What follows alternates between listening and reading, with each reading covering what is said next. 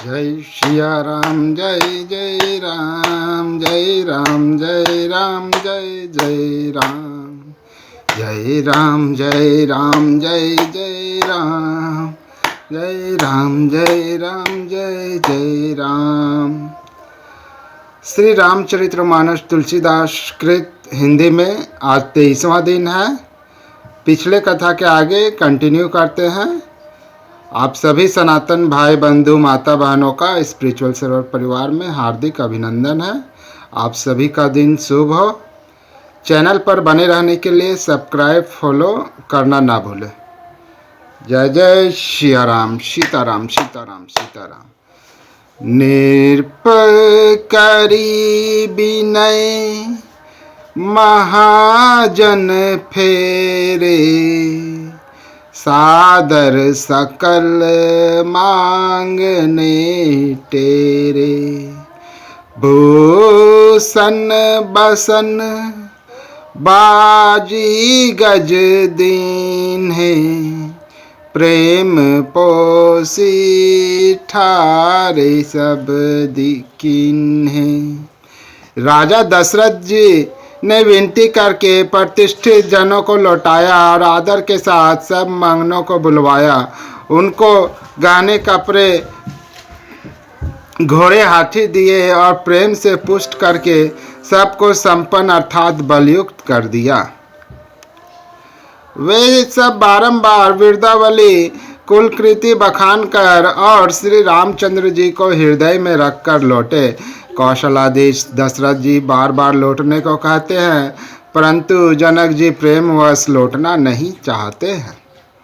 दशरथ जी ने फिर सुहावने वचन कहे, हे राजन, बहुत दूर आ गए हैं, अब लौटिए। फिर राजा दशरथ जी रथ से उतरकर खड़े हो गए। उनके नेत्रों में प्रेम का प्रवाह बढ़ गया। प्रेमा अश्रुओं की धारा बह चली। तब जनक जी हाथ जोड़कर मानो स्नेह रूपी अमृत में डुबोकर वचन बोले, मैं किस तरह बनाकर किन शब्दों में विनती करूं। हे महाराज, आपने मुझे बड़ी बड़ाई दी है। अयोध्यानाथ दशरथ जी ने अपने सौजन समधि का सब प्रकार से सम्मान किया। उनके आपस के मिलन में अत्यंत विनय थी और इतनी प्रीति थी जो हृदय में समाती ना थी। जनक जी ने मुनि मंडली को सिर नवाया और सभी आशीर्वाद पाया। फिर आदर के साथ वे रूप शील और गुणों के निधान सब भाइयों से अपने दामादों से मिले और सुंदर कमल के समान हाथों को जोड़कर ऐसे वचन बोले जो मानो प्रेम से ही जन्मे हों। हे राम जी, मैं किस प्रकार आपकी प्रशंसा करूं। आप मुनियों और महादेव जी के मन रूपी मानसरोवर के हंस हैं।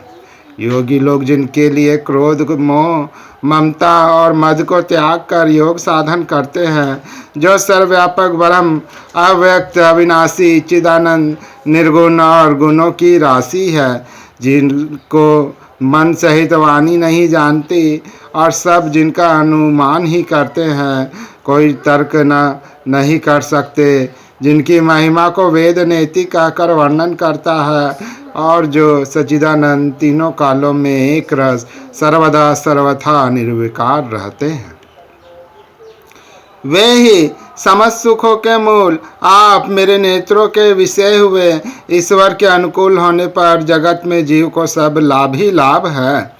आपने मुझे सभी प्रकार से बड़ाई दी और अपना जन जानकर अपना लिया। यदि 10,000 सरस्वती और शेष हो और करोड़ों कल्पों तक गणना करते रहें तो भी है रघुनाथ जी, सुनिए मेरे सौभाग्य और आपके गुणों की कथा कहकर समाप्त नहीं की जा सकती। मैं जो कुछ कह रहा हूँ वह अपने इस एक ही बल पर कि आप अत्यंत थोड़े ही प्रेम से प्रसन्न हो जाते हैं। मैं बार बार हाथ जोड़कर यह मांगता हूँ कि मेरा मन भूल कर भी आपके चरणों को ना छोड़े। जनक जी के श्रेष्ठ वचनों को सुनकर जो मानो प्रेम से पुष्ट किए हुए थे, पुण्य काम श्री रामचंद्र जी संतुष्ट हुए। उन्होंने सुंदर विनती करके पिता दशरथ जी, गुरु विश्वामित्र जी और कुल गुरु वशिष्ठ जी के समान जानकर ससुर जनक जी का सम्मान किया। फिर जनक जी ने भरत जी से विनती की और प्रेम के साथ मिलकर उन्हें आशीर्वाद दिया। फिर राजा ने लक्ष्मण जी और शत्रुघ्न जी से मिलकर उन्हें आशीर्वाद दिया। वे परस्पर प्रेम के वश होकर बार बार आपस में सिर नवाने लगे। जनक जी की बार बार विनती और बड़ाई करके श्री रघुनाथ जी सब भाइयों के साथ चले। जनक जी ने जाकर विश्वामित्र जी के चरण पकड़ लिए और उनके चरणों की रज को सिर और नेत्रों में लगाया। उन्होंने कहा, हे मुनीश्वर, सुनिए, आपके सुंदर दर्शन से कुछ भी दुर्लभ नहीं है। मेरे मन में ऐसा विश्वास है, जो सुख और सुयश लोकपाल चाहते हैं परंतु असंभव समझकर जिसका मनोरथ करते हुए सकुचाते हैं, हे स्वामी, वही सुख और सुयश मुझे सुलभ हो गया। सारी सिद्धियाँ आपके दर्शनों की अनुगामिनी अर्थात पीछे पीछे चलने वाली है। इस प्रकार बार बार विनती की और सिर नवाकर तथा उनसे आशीर्वाद पाकर राजा जनक लौटे। डंका बजाकर बारात चली। छोटे बड़े सभी समुदाय प्रसन्न हैं। रास्ते के गांवों के स्त्री पुरुष श्री रामचंद्र जी को देखकर नेत्रों का फल पाकर सुखी होते हैं। बीच बीच में सुंदर मुकाम करती हुई तथा मार्ग के लोगों को सुख देती हुई वह बारात पवित्र दिन में अयोध्यापुरी के समीप आ पहुंची। नगारों पर चोट पड़ने लगी, सुंदर ढोल बजने लगे, भेरी और शंख की बड़ी आवाज हो रही है, हाथी गोरे गरज रहे हैं, विशेष शब्द करने वाली झांझे, सुहावनी डफलियाँ तथा रसीले राग से सहनाइयाँ बज रही हैं। बारात को आती हुई सुनकर नगर निवासी प्रसन्न हो गए। सबके शरीरों पर पुलकावली छा गई। सब ने अपने अपने सुंदर घरों, बाजारों, गलियों, चौराहों और नगर के द्वारों को सजाया। सारी गलियां अरगज्जे से सिंचाई गई। जहाँ तहाँ सुंदर चौके पुराए गए। तोरणों, ध्वजा, पताकाओं और मंडपों से बाजार ऐसा सजा कि जिसका वर्णन नहीं किया जा सकता। फल सहित सुपारी, केला, आम, मौलसिरी, कदम और तमाल के वृक्ष लगाए गए। वे लगे हुए सुंदर वृक्ष फलों के बाहर से पृथ्वी को छू रहे हैं। उनके मणियों के थाले बड़ी सुंदर कारीगरी से बनाए गए हैं। अनेक प्रकार के मंगल कलश घर घर सजाए गए हैं। श्री रघुनाथ जी की पूरी अयोध्या को देखकर ब्रह्मा आदि सब देवता सिहाते हैं। उस समय राजमहल अत्यंत शोभित हो रहा था। उसकी रचना देखकर कामदेव का भी मन मोहित हो जाता था। मंगल, शकुन, मनोहरता, रिद्धि, सिद्धि, सुख, सुहावनी संपत्ति और सब प्रकार के उत्साह, आनंद मानो सहज सुंदर शरीर धर धर कर दशरथ जी के घर में छा गए हैं। श्री रामचंद्र जी और सीता जी के दर्शनों के लिए भला कहिए किसे लालसा ना होगी। सुहागनी स्त्रियां झुंड की झुंड मिलकर चली, जो अपनी छवि से कामदेव की स्त्री रति का भी निरादर कर रही है। सभी सुंदर मंगल द्रव्यों में आरती सजाए हुए गा रही है, मानो सरस्वती जी ही बहुत से वेश धारण किए गा रही हो। राजमहल में आनंद के मारे शोर मच रहा है। उस समय का और सुख का वर्णन नहीं किया जा सकता। कौशल्या जी आदि श्री रामचंद्र जी की सब माताएं प्रेम के विशेष वश होने से शरीर का शुद्ध भूल गई। गणेश जी और त्रिपुरारी शिव जी का पूजन करके उन्होंने ब्राह्मणों को बहुत सा दान दिया। वे ऐसी परम प्रसन्न हुई मानो अत्यंत दरिद्री चारों पदार्थ पा गया हो। सुख और महान आनंद से विवश होने के कारण सब माताओं के शरीर शिथिल हो गए। उनके चरण चलते नहीं। श्री रामचंद्र जी के दर्शनों के लिए वे अत्यंत अनुराग में भरकर परछन को सब समान सजाने लगी। अनेकों प्रकार के बाजे बजते थे। सुमित्रा जी ने आनंद पूर्वक मंगल साज सजाए। हल्दी, दूध, दूब, दही, पत्ते, फूल, पान और सुपारी आदि मंगल की मूल वस्तुएं तथा अच्छा चावल, लखुए, गोरचन, लावा और तुलसी की सुंदर मंजरियां सुशोभित है। नाना रंगों से चित्रित किए हुए सहज सुहावने सुवर्ण के कलश ऐसे मालूम होते हैं मानो कामदेव के पक्षियों ने घोंसले बनाए हों। शकुन की सुगंधित वस्तुएं बखानी नहीं जा सकती। सब रानियां संपूर्ण मंगल सज रही है। बहुत प्रकार की आरती बनाकर वे आनंदित हुई सुंदर मंगल गान कर रही हैं। सोने के थालों को मांगलिक वस्तुओं से भरकर अपने कमल के समान कोमल हाथों में लिए हुए माताएं आनंदित होकर परछन करने चली। उनके शरीर पुलकावली से छा गए हैं। धूप के धुएं से आकाश ऐसा काला हो गया है मानो सावन के बादल घुमर घुमर कर छा गए हो। देवता कल्पवृक्ष के फूलों की मालाएं बरसा रहे हैं। वे ऐसी लगती है मानो बगुलों की पाती मन को अपनी ओर खींच रही हो। सुंदर मणियों से बने बंधनवार ऐसे मालूम होते हैं मानो इंद्रधनुष सजाए हो। अटारियों पर सुंदर और चपल स्त्रियां प्रकट होती हैं और छिप जाती हैं, आती जाती हैं। वे ऐसी जान पड़ती हैं मानो बिजलियां चमक रही हों। नगारों की ध्वनि मानो बादलों की घोर गर्जना है। याचकगण पपीहे मेढक और मोर हैं। देवता पवित्र सुगंध रूपी जल बरसा रहे हैं जिससे खेती के समान नगर के सब स्त्री पुरुष सुखी हो रहे हों। प्रवेश का समय जानकर गुरु वशिष्ठ जी ने आज्ञा दी। तब रघुकुल मणि महाराज दशरथ जी ने शिव जी, पार्वती जी और गणेश जी का स्मरण करके समाज सहित आनंदित होकर नगर में प्रवेश किया। शकुन हो रहे हैं। देवता दुदुम्बी बजा बजा कर फूल बरसा रहे हैं। देवताओं की स्त्रियां आनंदित होकर सुंदर मंगल गीत गा गा कर नाच रही हैं।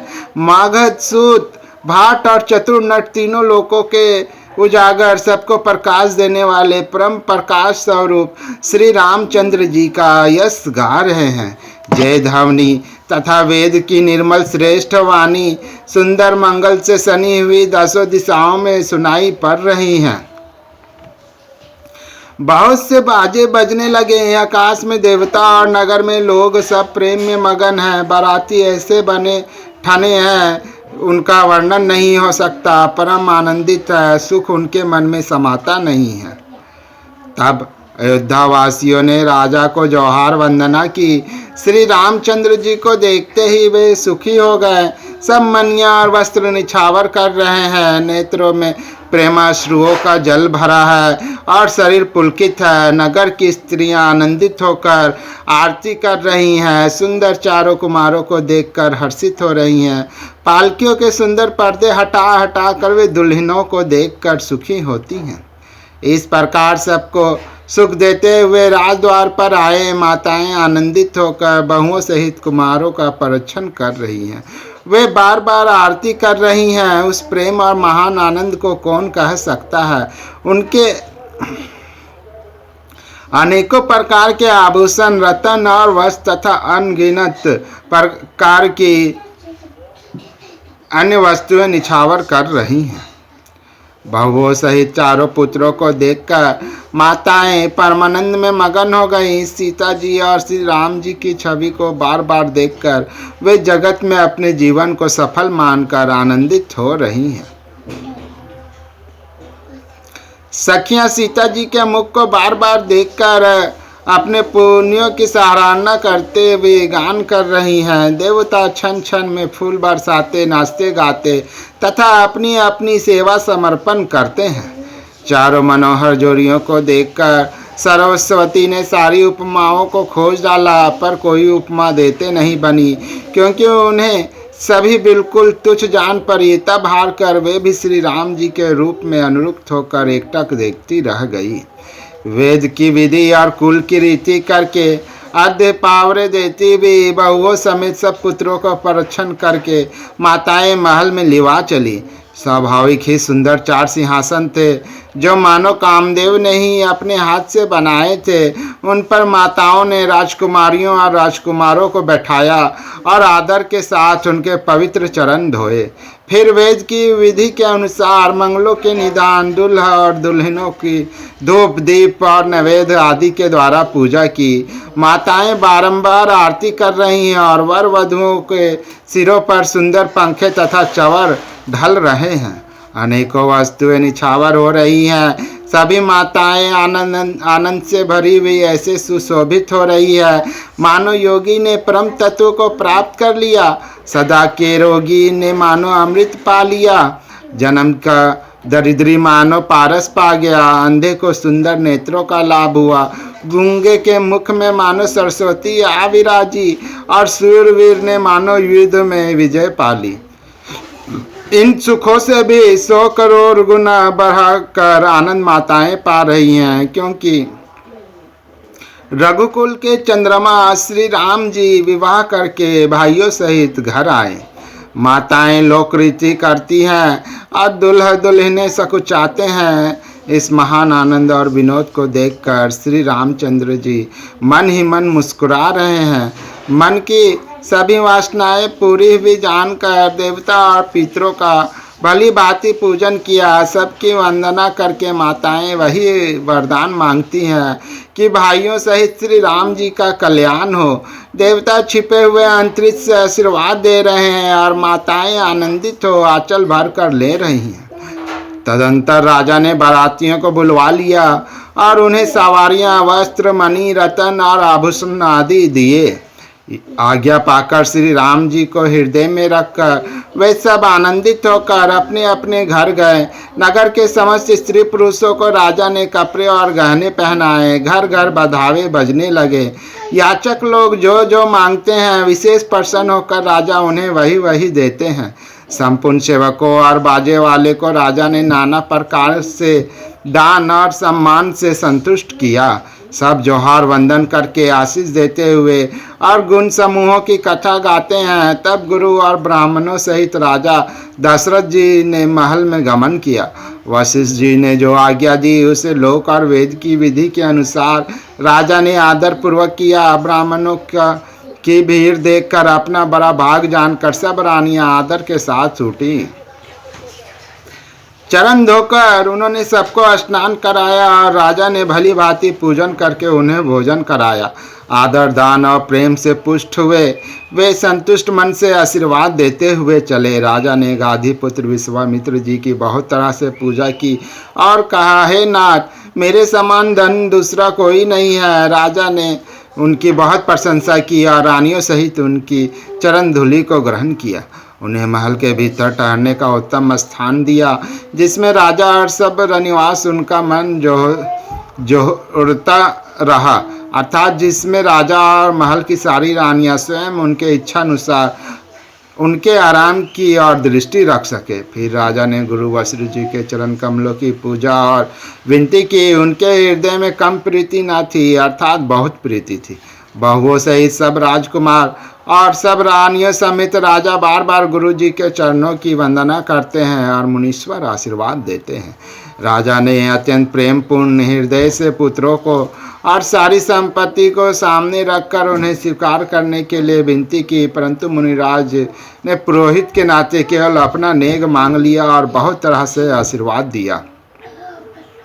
फिर सीता जी सहित श्री रामचंद्र जी को हृदय में रखकर गुरु वशिष्ठ जी हर्षित होकर अपने स्थान को गए। राजा ने सब ब्राह्मणों को की स्त्रियों को बुलवाया और उन्हें सुंदर वस्त्र तथा आभूषण पहनाए।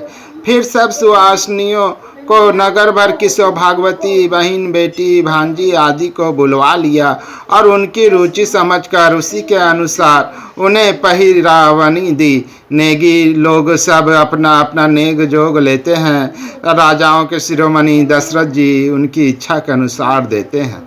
जिन मेहमानों को प्रिय और पूजनीय जाना उनको राजा ने भली भांति सम्मान किया। देवगण श्री रघुनाथ जी का विवाह देखकर उत्सव की प्रशंसा करके फूल बरसाते हुए नगारे बजाकर और परम सुख प्राप्त कर अपने अपने लोकों को चले।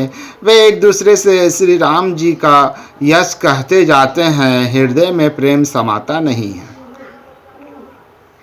सब प्रकार से सबका प्रेम पूर्वक भली भांति आदर सत्कार कर लेने पर राजा दशरथ जी के हृदय में पूर्ण उत्साह आनंद भर गया। जहाँ रनिवास थे वे वहाँ पधारे और बहुओं समेत उन्होंने कुमारों को देखा। राजा ने आनंद सहित पुत्रों को गोद में ले लिया। उस समय राजा को जितना सुख हुआ उसे कौन कह सकता है। फिर पुत्र वधुओं को प्रेम सहित गोदी में बैठाकर बार बार हृदय में हर्षित होकर उन्होंने उनका दुलार लाड़ चाव किया। यह समाज समारोह देखकर निवास प्रसन्न हो गया। सबके हृदय में आनंद ने निवास कर लिया। तब राजा ने जिस तरह विवाह हुआ था वह सब कहा। उसे सुन सुनकर सब किसी को हर्ष होता है। राजा जनक के गुणशील, महत्व, प्रीति की रीति और सुहानी संपत्ति का वर्णन राजा ने भाट की तरह बहुत प्रकार से किया। जनक जी की करनी सुनकर सब रानियां बहुत प्रसन्न हुई। पुत्रों सहित स्नान करके राजा ने ब्राह्मण, गुरु और कुटुंबियों को बुलाकर अनेक प्रकार के भोजन किए। यह सब करते करते 5 घड़ी रात बीत गई। सुंदर स्त्रियां मंगल गान कर रही हैं। वह रात्रि सुख की मूल और मनोहारिणी हो गई।